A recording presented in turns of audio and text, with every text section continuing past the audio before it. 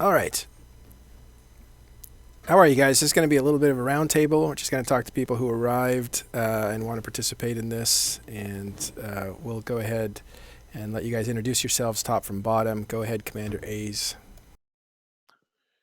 Hey guys, I'm Commander A's, Alliance Executive for Lin Kuei. I'm Spectre Fleet Commander and Alliance Tournament Team Captain. I'm additionally a relatively known and respected industrialist that's in the moon mining and T2 production mainly. Um, yeah, and Uh, running for CSM. oh, yeah, there's that. And Dirk McGurk's with us. Hey, what's up? Dirk McGurk, running for CSM 25. Just getting an early start. And JT, Clone Aries. JT Clonaries. I am CEO of Stranger of the Cosmos. I'm out in 00 running about. I'm a well-trusted industrialist as well as a Citadel type area. I do PvP on the side. It's not my strong suit. I just love to build shit. And I'm also running for CSM. Nosy Gamer. He's hanging out. Hello. Yeah, I'm Nosy Gamer. I run a blog called The Nosy Gamer. And I also run a site that's actually relevant to this discussion. It's called CSM Wire, where I have information on all 64 of the CSM candidates who are running for one of the 10 spots in the election this year. That's great. I use that site all the time, and Nosy's been helping me with these interviews. And last, we have Toxic Yakin. Yeah, I did it. Yakin. That's okay, man. I'm Toxic Yakin, member of the Dickwad Squad, part of Legio de Mortem, which is part of Phoenix Federation. I also fly with Fly Fearless, which is a large high-sec corporation, as a really bad junior FC. That's funny because Morte de Legium sounds so serious, and then you have the Dickwad Squad. Hey, man, it's a good name. It's so Eve. Right? Hold on. It's like salty and spice, or sweet. So we don't really have any questions, but we're just going to go around the board, asking you guys what you guys think of this election cycle. Something very informal. Well, if I can start it off, I want to start off at the top of the list with Commander Oz. This is like the third or fourth time that you've been running, and I've noticed a progression every time that you run, that you get a little bit stronger, you're a little bit more articulate, your ideas are more solid. What if from last year to this year, what do you think that you've done that would make yourself a better candidate for CSM? So between last year and this year, I'm exponentially easier to get a hold of. And exponentially better connected than I was. Um, just in the press coverage alone, I think I've done 16 or 17 different press events in the last 2.5 months. On top of that, I'm on, I think, the last count was 48 servers for Discord, which has Discord in itself has made things exponentially easier for coordinating, getting involved in different groups, and just making it easier to talk to people. So that's really helped. I'd like to welcome Reload joined us. How are you, Reload? Hello, I'm doing fine, thank you. How are you doing yourself? We're good. I have some noise being made around me, but I'll just mute up and it'll be fine. Noisy, do you have any other questions? Well, let's see. Let's go to Toxic, because I'm more familiar with him because he ran last year. Toxic, I've noticed in there's been like some growth, some personal growth. Last year, you were more the traditional high-sec ganker, war decker. You came across more like Gur, Care Bear. Over the course of this last year, though, you've been doing your war deck project, reaching out. Could you describe some of the things that you've done over the last year that, where you've actually been reaching out to people that would be on the other side of your guns? Yeah, yeah. I think as you mentioned, there was a War Deck roundtable in October that I organized with some help with the CSM and Ashtarothi. Also set up the War Deck project for a little more open discussion for people to kind of hop in and just join and give their ideas, give their feedback about what might be good ways to improve on the War Deck system. But yeah, aside from that, it's just been I kind of recognize that I need to look at both sides of the argument. I can't just go in and try and butt heads with everybody about my opinion because I know my side is much smaller. But again, like I know my side also kind of wants to voice their concerns because they feel like they've been getting the short end of the stick for development for the last long time. And yeah, I just think communicating with every side is going to be more beneficial to the CSM. And if I'm going to continue, let's go next to JT. JT, you started off a couple of years in high sec, and then can you hear? Yeah, I can hear. Okay, so you started off a couple of years in high sec, and now you've moved off to nullsec. You do like just a little bit of PvP and mostly industry. Are you like building stuff or primarily just mining, or what exactly do you do out there on a daily basis? Mainly what I do on a daily basis is come out, log on, see what's up, and then I normally just start building stuff, seeing what I want to build, and pretty much have a plan of I want to do this and that. I'm still trying to be the guy I am, is be like, let's just build some of the biggest objects by myself and see how long it takes me. So I kind of set personal goals as well as get in touch with Alliance, the Alliance CEO, military leader, and see what ships they want, as well as helping with SRP program, getting that set up for helping my Alliance CEO with that, as well as helping out any other Alliance member out. But most of the time, I just sit and plan on what I want to build, and then I just grab as much minerals. I rarely mine out in 0-0. It'll be a blue moon when I mine, but most of the time I'm either riding, hanging out and chilling, or showing up on fleet ops when I'm not busy with IRL on the way. So. Now, are you building for what I'll call fun, or are you building for purpose, or are you building for profit? And when I say purpose, I mean like for are you building for the organization, or are you trying to be what I'll call a true industrialist, where you have an eye towards profit motive and margins and that kind of thing? Yeah, all three. Profit as well as helping them out and just building stuff. So. Gotcha. Hey, I'm going to jump to reload here real quick. Reload. Obviously, you got the video making and whatnot. What is your primary focus in wanting to be on the CSM? I mean, what do you think that your kind of niche calling is in terms of expertise? PvP in all types of mana. I'm trying to improve my larger scale PvP knowledge. I'm in Lumpy during this time. I've been in Lumpy for like a year now, but I still think I'm classed as a new guy in terms of like the large scale fights. But I would definitely say just PvP on the whole. Solve is not my strong point. I much prefer living in low sec, so low security, and obviously things like outside content creation. Gotcha. That answers my question. Yeah, I mean, I kind of want to ask a general question to the group. Oh, sure. Obviously, being a CSM member, you don't necessarily know what you're going to walk into over the course of an entire term, right? Right now, we can kind of look ahead and say, obviously, we know about things like drilling platforms and continuation of the structures and things like that are on the table. But you never know what might also pop up along the way.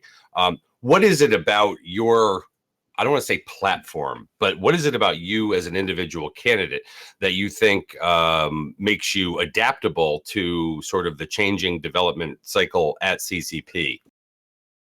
I like to I like to explore a lot in the game, and Eve.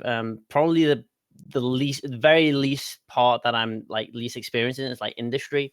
But if someone was like, could you do a guide on industry, right? I would literally go like, okay, then what are the do's and don'ts in industry? What are like what BPCs, what BPOs, and things like that. So I would just like go hard on weak subjects, and I would ask people who are more informed in that type of area, and basically things like that, really. So I would just like go hard on a particular subject if I don't know it much, but if I do know it, then obviously I'll incite my opinion on what could be good and what could be bad, for example.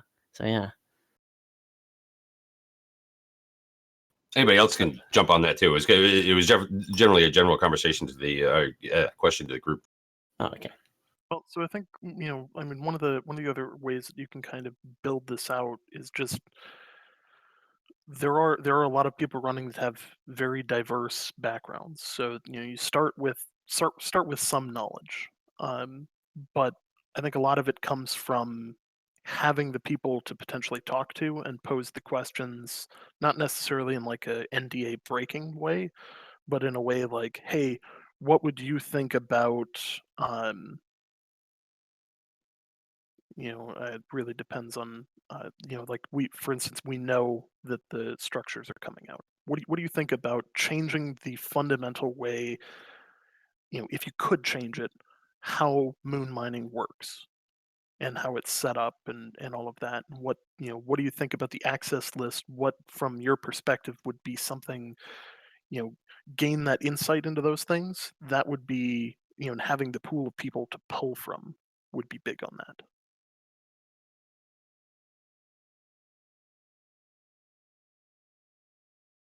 That was likely my least coherent answer of the campaign. No, I mean, it is a tough question to kind of answer, right? Because, again, not knowing what may be going into. I mean, it is also one of the problems that I think that we have, in trying to elect people, right? Is that you're electing people somewhat into the unknown. While we may think that, structures, may take up a good portion of the year, we also know that there are, kind of, sub issues out there within that as well. And are you electing somebody who knows a lot about something that may not see the light of day during the term? So you're kind of hoping that you've got people that are somewhat flexible with with what it is that they know. Because obviously, if it's something kind of fresh that they're bringing to the table, it really isn't something that you can necessarily go back and try and lean on somebody else that because you could be letting on that CCP is even thinking about it. Yeah, and I feel like that requires depth of knowledge. Like for instance, having the knowledge of how current systems operate. Like if they hadn't announced already that, hey, here's the plan for structures, that this is going to come out, you wouldn't be able to pose the questions to the public to say, hey, what do you think about changing moon mining? Because they're going to sit there and say, is that the next structure?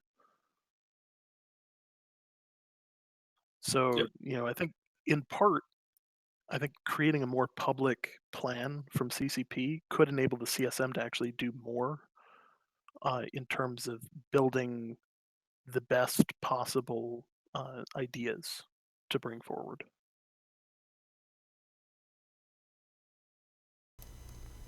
Now, Toxic, you were talking about the fact that you're involved with Vortex and whatnot. And you were making sense there in the fact that you have to that you have to, and you really should interact with the other side as well, right? I mean, because there is a symbiosis that exists, right? I mean, it can't go all one way or all the other. Yeah. Sorry, continue your question. Well, no, I mean, That was it was kind of like a ... at the end. Was that a question? No, it's not so much a question as more, sort of looking, for maybe a little bit more responsive, because so many things in Eve do have that symbiosis that are involved with it. Whether it be high sec industry versus null sec industry versus PvP, all of these things are kind of interconnected.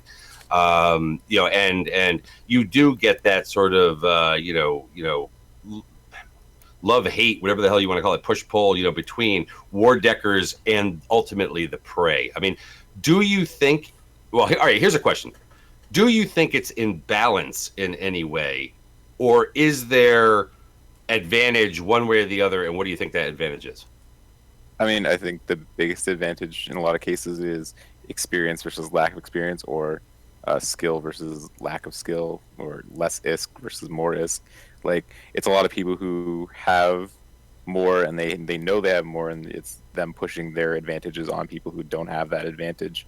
I think that trying to like skew wars in a way that would make it so that it's more balanced for people who have less of a chance isn't really Eve.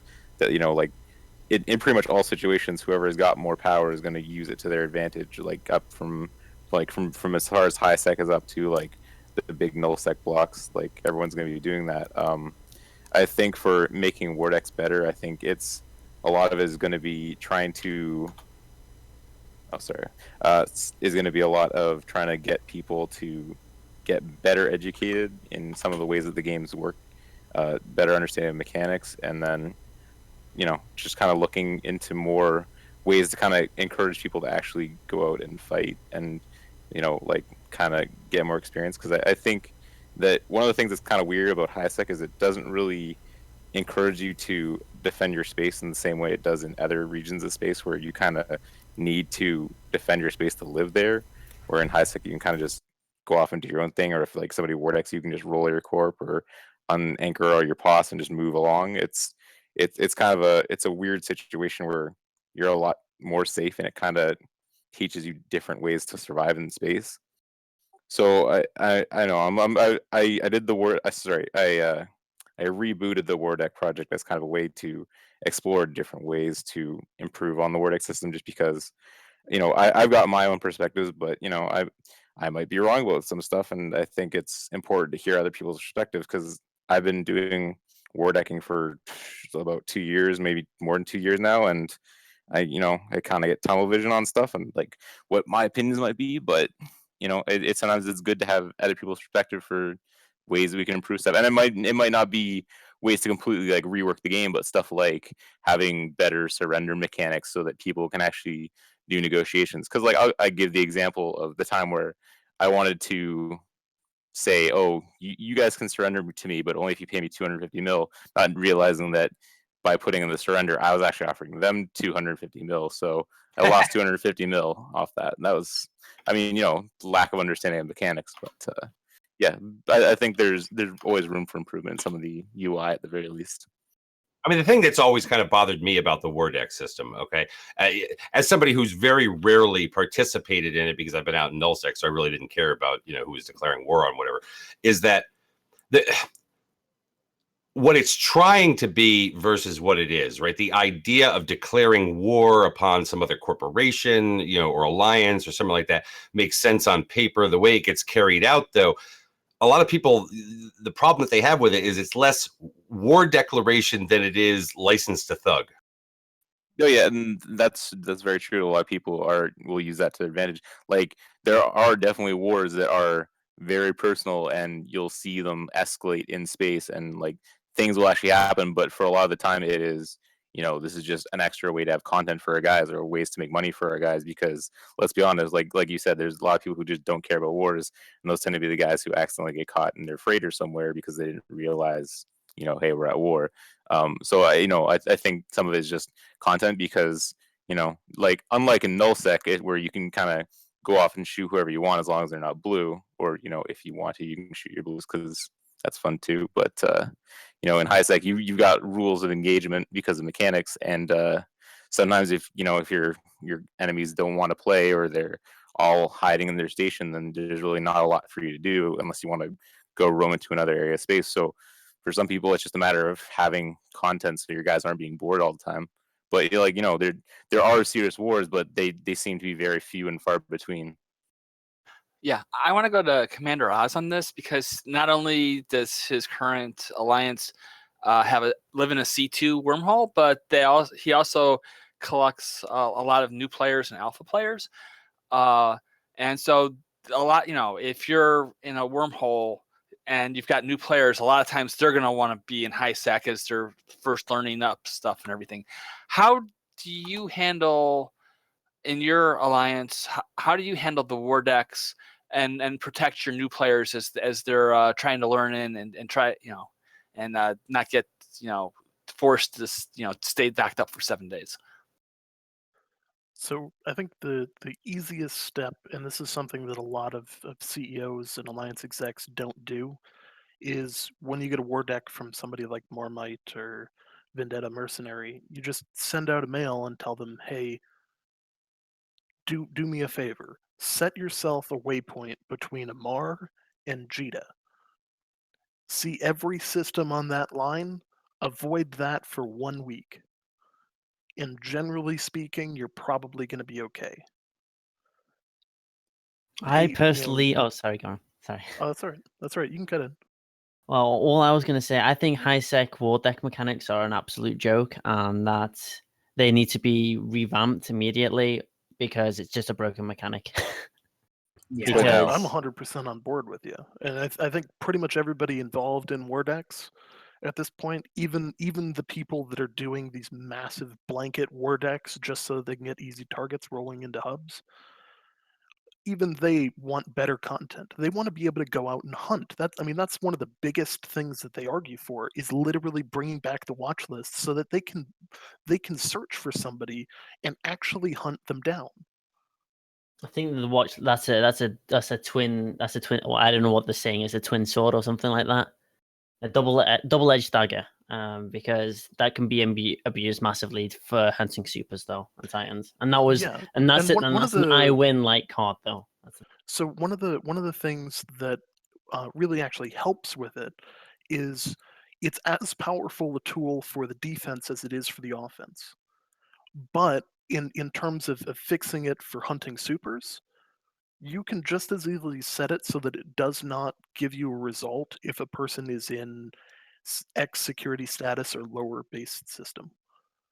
So, right now, if you try and track somebody into a wormhole using a locator, it's going to tell you we couldn't find him anywhere. And it could tell you after that, hey, our network does not extend past the reaches of high security, and that could be the new general message, so that it could still be used for wars, but not abused in the way that it was being used for supers. And JT,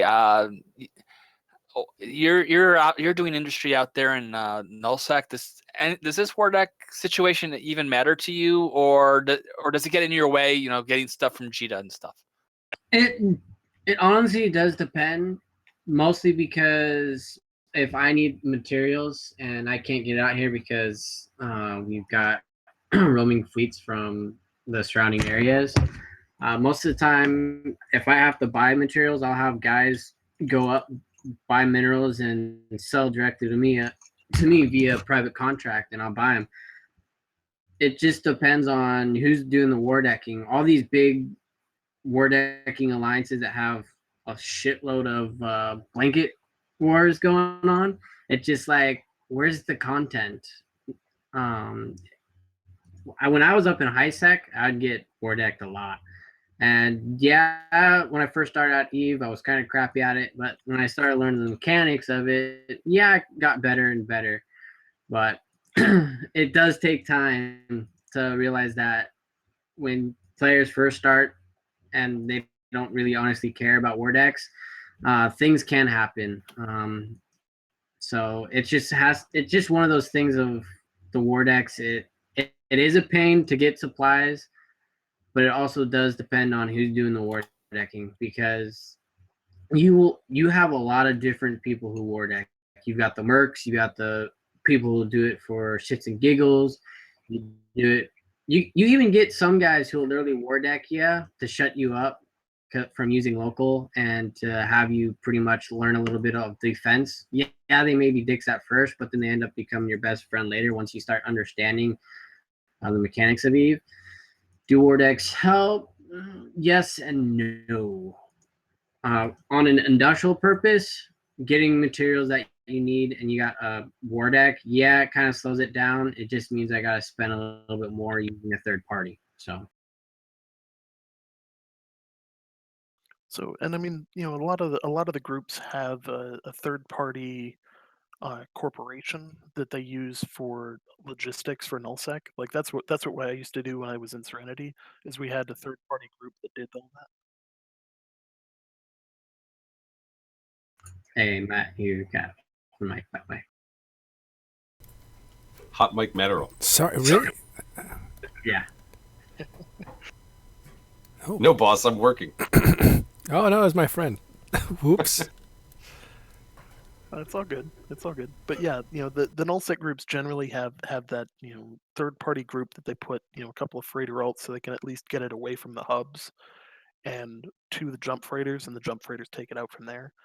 I know we did that a lot of times, and that's actually what we do right now for in the event that we get a war deck, we go and pull 5 or 6 logistics tunes into one corporation, and just have them start shipping stuff out for refueling towers and stuff like that, and just get it to the right station or the right system that we can at least move it to where we need to from there.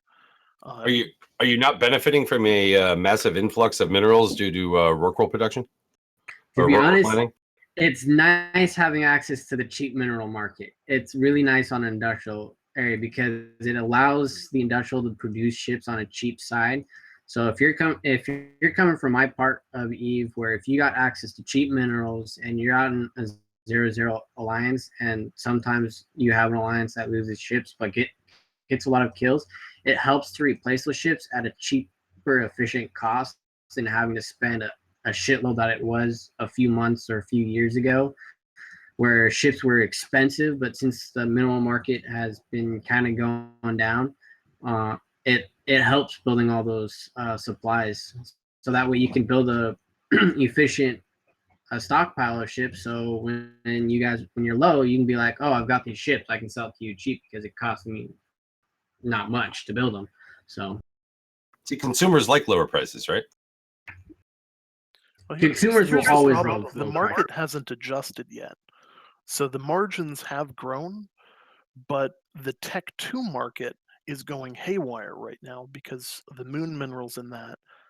Something is at play where there is significantly reduced output coming from at least 1 or 2 major producers, in that there's not the quantity anymore that should be available in the market. So it's causing prices to go all over the place in the T2 market, which is not healthy for long term. And kind of based on what I've seen, a lot of the changes happened post summit, like right after the summit. You start seeing a decline. I'm not saying leaks, but I'm saying something's not right in the market there. Yeah, and that's having causing profit issues for T2 industrialists. yeah, Leaks. Well, Lockbox on his show has been doing a little bit of tinfoiling, saying that something doesn't look right. So it's not just these guys. It's, Lockbox is looking at that stuff. Yeah. I also pointed to Lockfox. If anybody doesn't know, Eve Prosper is a market show. I talk a lot with Lock about different things. Earlier this week, we actually had a somewhat market collapse when it came to Caldari fuel blocks, where JITA ran out for the first time in history, or at least recent, many years history. And they were selling for like 100K a unit for like 2 hours before anybody picked up on it. Yikes. Yeah, there's some weird stuff because Caldari fuel blocks. I'm going to go super in depth for a second here when it comes to industry. Caldari fuel blocks are necessary for reactions because they're the only towers that can fit both a simple and advanced reactor on there, and the correct amount of silos because of the CPU bonus. So when you see more people buying Caldari fuel blocks, it tells you more people are entering that market. But that's not a stable market to be in right now. And there's supply issues across the board, which is strange. also there was diminished supply right after the summit, and there's literally a line that can be drawn, and it just doesn't look right. Oh, that's interesting. Let me actually ask a question, if I may. Force projection, has it been solved? Start with reload. I think there's not enough like data, or what I say, it hasn't been long enough. But as of right now, I think it's in like a good position right now. I think it's like totally fine. Not I enough mean, data. beforehand, It's been like 2 years, hasn't it? it has been 2 years, and unfortunately, we've only had like 4 or 5 big cap fights. But I So- think right now it's a good change. So my thoughts on it is everybody adapts. You know, when you're told, okay, you can't bring your capital from Delve all the way over to Ethereum Reach in an afternoon, or 15 minutes, you change. So what's basically happened is it's changed from I'm going to bring this cap from over here to I'm going to store a stockpile of caps within jump range of strategic points and be close enough. If I bring an interceptor fleet 50 jumps over here, I can now field caps and supers off of this Keepstar. And yeah, it's one of the games that only the super rich can play, but I think that's the way things are leaning. Okay, here's a broad what would happen if Eve was Serenity, right? Well, yeah. Okay, so one alliance owns like 90% of space, right? So how would they how do they like exploit jump fatigue mechanics, right? So what they do is they get keep stars, 10 of them, right? They 10 keep stars all around New Eden, and they can have jump clones and super carriers and titans stored in every single one of these keep stars. So if an enemy force, a large one that attacks one of their northern provinces, they can jump clone and they have a 250 super carrier blob up there in north. Someone attacks itself, exactly the same thing. But that's a problem for their server and not ours. But I'm just talking about I think that the proliferation of keep stars is actually going to lead to that problem. Won't lead to that problem as long as people hate each other. If people love Yeah. each other, then that's not going to happen anytime in the world. If someone puts a keep star in my space or whoever space, they're going to like fight tooth and nail to kill it. Yeah. Yeah, Serenity is definitely different than here. I don't know if obviously things are more fragmented out there than what they were. Now, whether or not that has led to more localized content or if it has just led to quieter parts of space, knowing that, you know what, look, nobody's coming across the map to get me. I do wonder if what they did for force projection also didn't hit some other areas as well. Certainly the thing that we wanted to avoid, right, was that dude is ratting deep in the drone lands, and here comes something from all the way across the map to get him. That was certainly out of line, right? But it's also slowed the whole let's go deploy over here type of thing, right? Because it's effort. That number one, coordinating your forces and getting them on for move ops and things like that, to where it's going to take an excessive amount of time. And when I say excessive, I'm talking, player game hours, right? How much time do people have to dedicate to moving anywhere? I just question whether or not it kind of beat that down a little bit. Maybe a little bit too much, but I think they could probably solve that if they have like a module that reduces like jump fatigue, but you can't use that you can't use like this certain the carrier for like 24 hours or something like that. I mean, that's just like a shallow thought, but like some sort of module, you can't remove it for 24 hours, like once you've done your first jump or something like that. So that way you can't just be, hi, I'm a carrier, what's up? They can't do the same thing that they did like 5-7 years ago, but they can still move in a very short amount of time, but they still can't use that capital for however long. I mean, I also do think that people have kind of overblown it. People don't like that timer. They don't like timers up there that, you know, start showing in hours and days and things. It like freaks them out. Even though the jump timer is way less, right? You know, they don't like this big number. It makes them feel like, oh, geez, I'm limiting my future options. Well, I mean, initially when it came out, it was a huge issue. I personally know somebody who had that big timer hit over 3 months. So, you know, I mean, they couldn't jump for weeks at a time.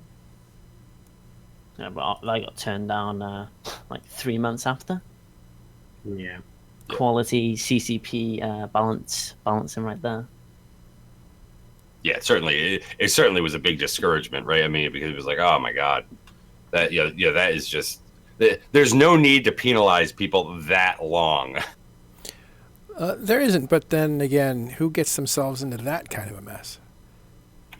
Defense fleets.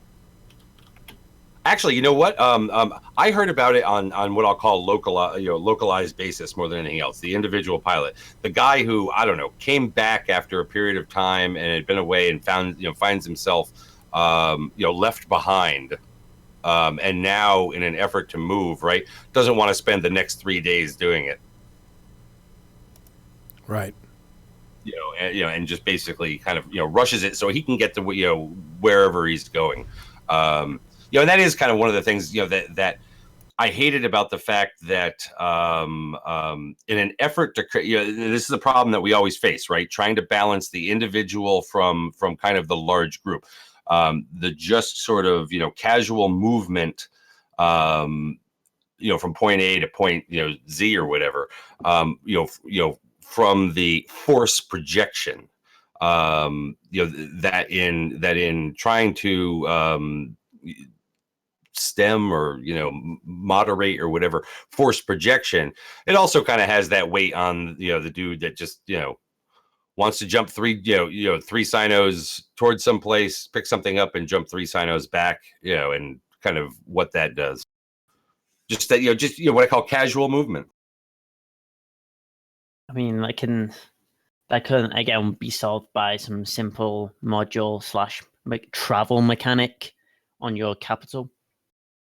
But obviously, some things would have to be definitely balanced because that can be exploited very easily for especially bigger groups where it's like, hi, we have 50 super carriers here, and somehow we've managed to find a way to remove this travel mechanic debuff, for example.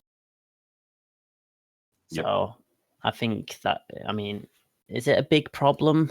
No. Is it an issue? It's more of a quality of life thing, in my opinion, but I do agree that it's something to be looked at. I mean, it's certainly in a better place now that they've readjusted some of the jump range distances and that kind of thing.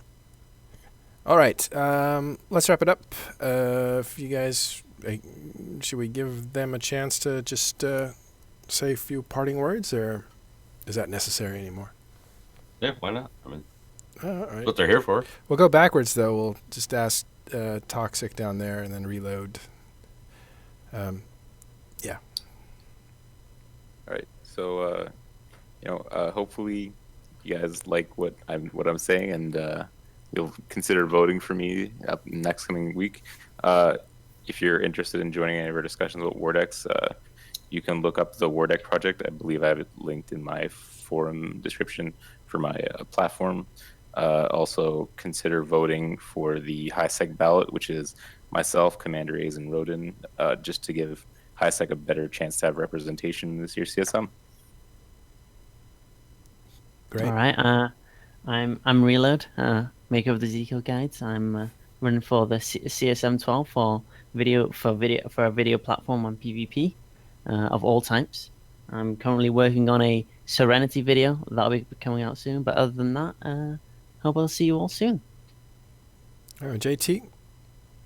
I'm JT Clone Aries. I'm running for the industrial side of EVE, probably helping to possibly introduce new ships as well as ideas for the new mining arrays for the moons.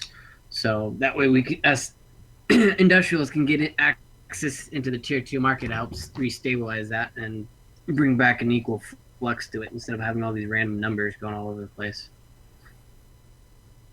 Thanks. Commander A's? All right. So here's my pitch. If you guys at all like new players joining your alliance, at all like new players in the game and staying in the game, if you like changes to the NPE, you want to make sure that people are joining the game and staying playing the game. If you want to see potential or at least somebody to fight for changes for wars and revamping them, that has an understanding of industry and moon mining and reactions, that is going to be a huge staple of the coming releases within the CSM's life cycle, and you want to see a return of the quality of life Little Things campaign, I'm your guy, Commander A's. Additionally, I do want to plug the HiSec ticket again. It's Toxic Yakin, Rodin, and myself are running as a group of 3. Because of the way the ticket system works, if somebody's eliminated, those votes will trickle down to somebody else on your list. So that's why we're running as a group. So please, even if you don't vote for me, at minimum, please go vote for somebody. Thank you. All right. Thanks, Noisy Gamer and Dirk McGurk, for also joining us. Can I just ask one more quick question, because I'm not sure that it's been asked yet? All right. Well, and this basically goes to A's and to Toxic. If Rodin were here, I'd ask him too. If by chance you don't win this year, is there a plan to spend the next however many months trying to build on that idea of HiSec organization in some way? In order to maybe make it a thing again next year. Yes. In short, I think you guys have had a good. You guys have seen me run personally for the last 4 years, or for the last 3 years, and now the majority of the campaign for this year. So you've seen constant improvement in the way that we've kind of developed this. This year being the first year that we're doing this HiSec ticket, it's kind of a new thing. So obviously next year, if it doesn't work, we're gonna do it, but we're gonna try and make changes to it to make it better and make it work. All right.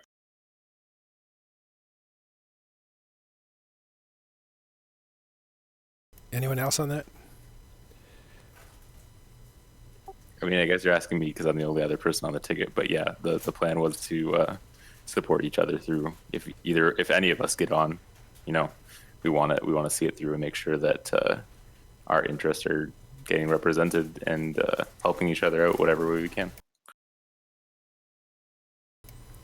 All right, cool. Well, that's about 45 minutes, and that's what we kind of wanted. Thanks, guys, for showing up.